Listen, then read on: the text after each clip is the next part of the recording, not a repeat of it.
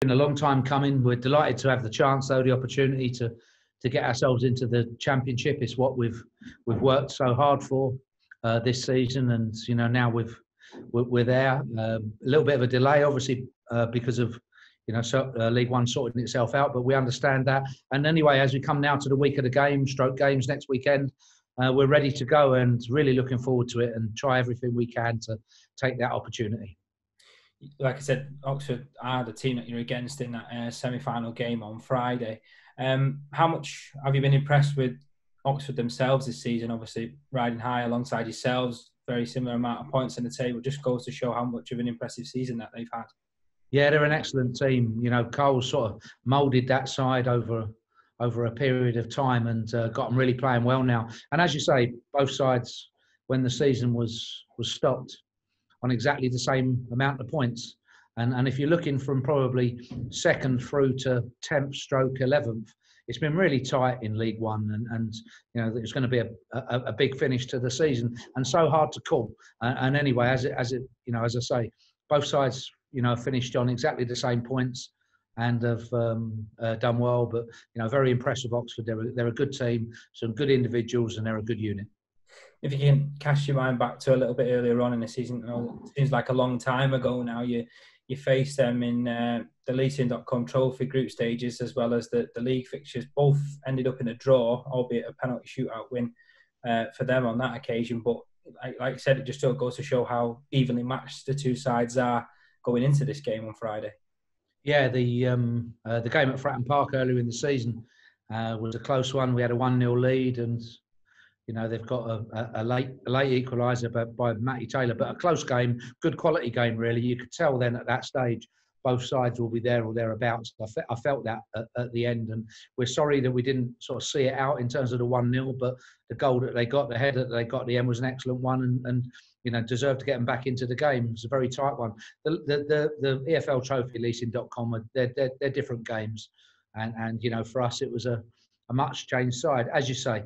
If you're looking on the night, it went all the way to penalties on that particular occasion. But it was a game where we'd already got through our group stage anyway. So team selection was vastly different from what it would have been in the league. But the league game was a good sort of indication, if you like, the first one, and a very tight game, and probably by the end a deserved 1-1 draw.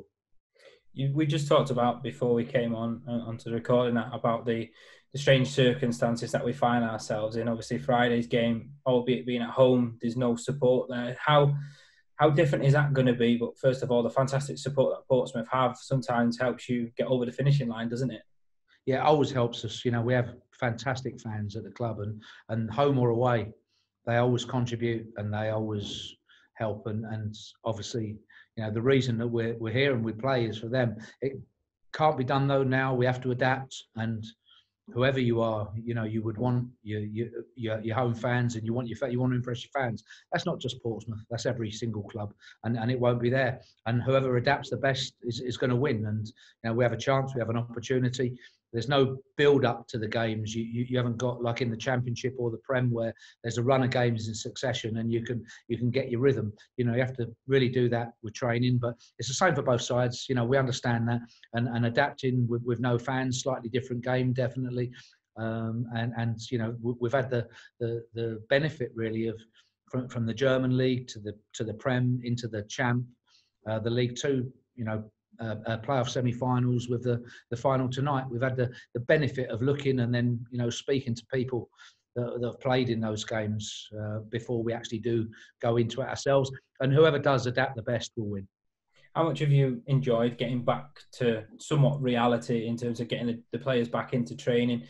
Obviously, getting to go back and getting the run of the mill going again. How much has that been welcome back, so to speak, for yourself and the players, get back into a bit of normality in that respect? Yeah, it's been great to get back to work, and for the clubs in League One and League Two, where it's suddenly stopped mid-March, and no date yet has been set for next season. It's not a good feeling. It's tough, as there's the initial few weeks at the start, maybe 6 or 7 weeks, but probably since then it's been tough for everyone, and not being able to focus on a start date. So we've been really lucky that we're in the playoffs. We've had that as a group. The players have had a focus all the way through. It did look like very much our season would continue. That was the case, and did prove to be true. And so the focus has always been there for the players. Been a little while coming, but even so, they've enjoyed coming back. They've enjoyed the training, and having such a big carrot, really. Promotion and the championship is a great one for everybody to focus on. You talked about some of the players that Oxford have that might cause you some troubles. I think it's James Henry and Matty Taylor have got 25 goals between them in league action this season. Obviously, a deadly duo that might be proving difficult for other teams to stop. But how do you go about setting your team up to give them a great game on Friday afternoon?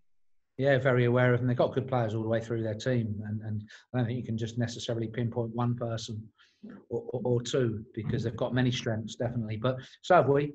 And we've got a lot of strengths as well. We have to play to our game, not be oblivious to the opposition, definitely. But we do base it on trying to, do well ourselves. I think if you try too hard to set up the opposition and don't play yourself, that's as frustrating as you can get as a manager if it doesn't work out. So you have to set up some type of constructive plan to do what you do well, and play to your strengths, and we'll be looking to do that on the day.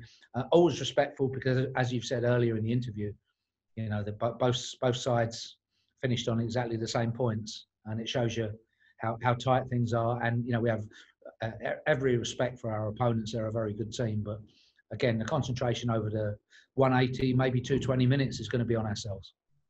You tasted playoff semi-final defeat last season, albeit by a very slender margin. Is that something that you're keen to not taste again? Obviously, nobody likes to lose it in them kind of games, but this is the next progressive step for Portsmouth now, is getting into that final. It is, and as you say, we've shown good consistency over the last 2 years with getting into the playoffs, and also our cup runs. We've won a lot of cup games over the last 2 years. It's made it sort of 60 plus projected seasons both years. This is slightly different. I did think that at the end of last season we ran out of steam a little bit. We've had a break now, and we'll be fresh in different circumstances. And obviously, as you say, the one without the crowds, that was two big games at the end of a series of games last year, where we played Sunderland in both cup and league, and for them, that second leg draw at Fratton Park was disappointing, where we couldn't break them down, but it's got them through. We'll learn from that, but I do think in terms of the players, will be in a different place than they were at the end of that particular year, and will be a lot fresher and enthusiastic and energetic. You just mentioned there, you've obviously tasted Wembley wins over your career, but one with Portsmouth last season in the Checker Trade. What was that like for you on that occasion, to get to the National Stadium once again, and the euphoria around the day and winning the cup at the end of it? Yeah, it was a great day, and when you're looking at 85,000 people in that stadium, with two clubs the size of Sunderland and Portsmouth sort of going for it on the day, it was a real one-off day. It was a great day, and again, extra time and penalties. I'm delighted to say we came through and we won it. We had and still have a Wembley appearance in that competition again this year. To come at some stage against Salford, which we're looking forward to, and now what we want to do is do everything we can to get through this semi-final and get back there again. It's everybody's aim, but that particular day was a different day. It was a special day. The winning feeling is fantastic at Wembley. It's like nothing else. But similarly, with the size of the crowd and the clubs, it was very unique. You have tasted, obviously, playoff final victory once before with Millwall. I think it's 10 seasons ago now. It might seem a long time for yourself, but it clearly shows that the pedigree as a manager that you have got. How much would that mean to you to win it after a long time previous? Yeah, definitely, and even then, sort of, the Swansea one as well. So, I've been to sort of many stages of it, really, and I'm delighted to have been sort of involved, because if you get there, it means you've done something right that season anyway. But obviously, for 3 of the 4 sides out of the playoffs sides, it finishes in disappointment. But you want to be that one side that win it, and as you say, we've tasted it before, and there's no reason why we can't go and do it again.